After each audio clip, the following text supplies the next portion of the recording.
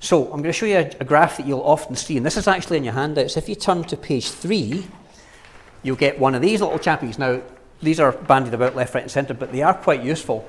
What I would say to you is, this is not how the real world works, and you can sit and fill in fancy forms all you like and play with the numbers all you like. It doesn't necessarily mean you're going to succeed. In my experience, every failed business had a business plan. Right? So having a clever business plan doesn't necessarily mean you're going to succeed, but these numbers are worth looking at.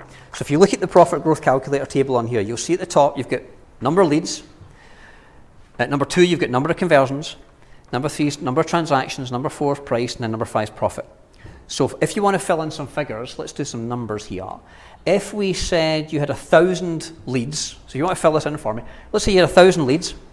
Some of you would think that's amazing. I'd be too busy with 1,000 leads, but 1,000 leads, just for easy numbers. And let's say you convert... What's that? Think of the admin. Let's say you converted 1 in 4. So you're converting 25%. Okay? So 25% of the leads that you see then are interested in doing business with you. And let's say that, so that's 250 potential clients. Let's say that you were doing 10 transactions per customer. Let's say they came for 10 therapy hours. Okay, so the average client comes for 10 therapy sessions, right? Or they're buying 10 sets of business cards. Or let's say it's 10 transactions, okay? And let's say your average price per sale is 100. So let's say Rosie's now £100 an hour. What are you at the moment? I'm only charging 80. That's relatively high. Okay, so let's say you put your price up to 100 quid an hour, and the average client spends 10 hours with you, right? So the average client is therefore worth. Okay, so, and let's say you've now got £250,000 coming in, but your margin, your profit share on that is 25%. So you only get to keep 25% of that because your costs are quite high. So that means your total profit would be 62 grand. Right, it's just slot the numbers in. So you could slot your own numbers in. Right now, how many leads have you got in the pipeline? Maybe 10, maybe 5, maybe 40. On average, what's your percentage conversion? So fill in your own figures here. Have a look at how many leads have you got in the pipeline right now, or how many people do you have a sales conversation with? Like they're in the market to buy what you offer. And you have to talk, that's how many leads you've got in any week or any month. Of them, how many of them actually buy and how many sign up? Roughly, ballpark.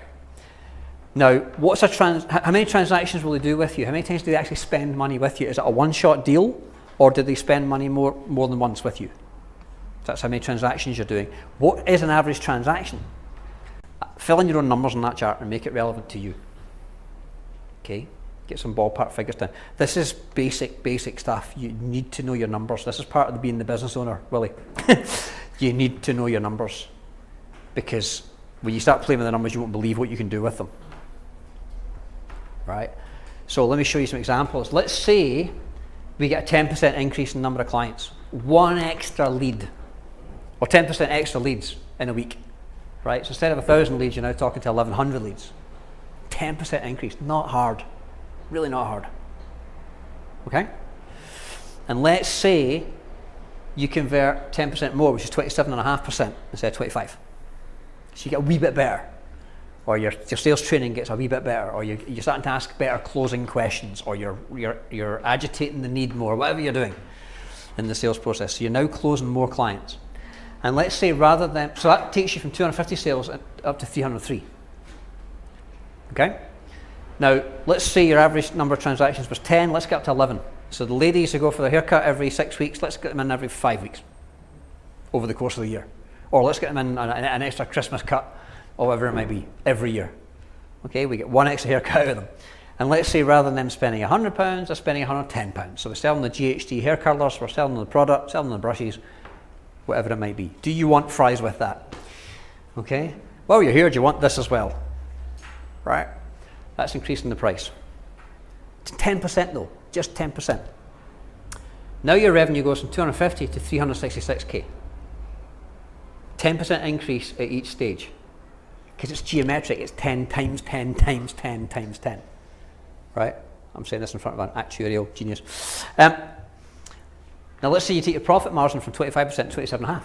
10% extra profit, so you shave your expenses down or you get to keep a wee bit more money. By a 10% increase in all those areas, you're going from 62k to 100k. Not rocket surgery, as I heard someone say the other day. It's not rocket surgery. Okay. See how this works? And your numbers maybe leads 1. Conversion 1 out of 10. You know, average transaction £50. Okay.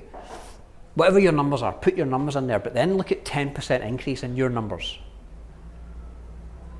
Because these fancy tables that life coaches and business coaches will show you all day long are all well and good until you actually put your numbers in the chart.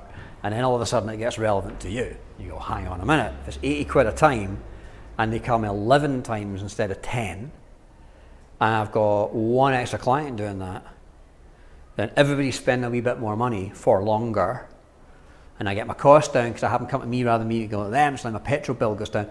Now I'm getting to keep more profit, and it's a 10% increase. To get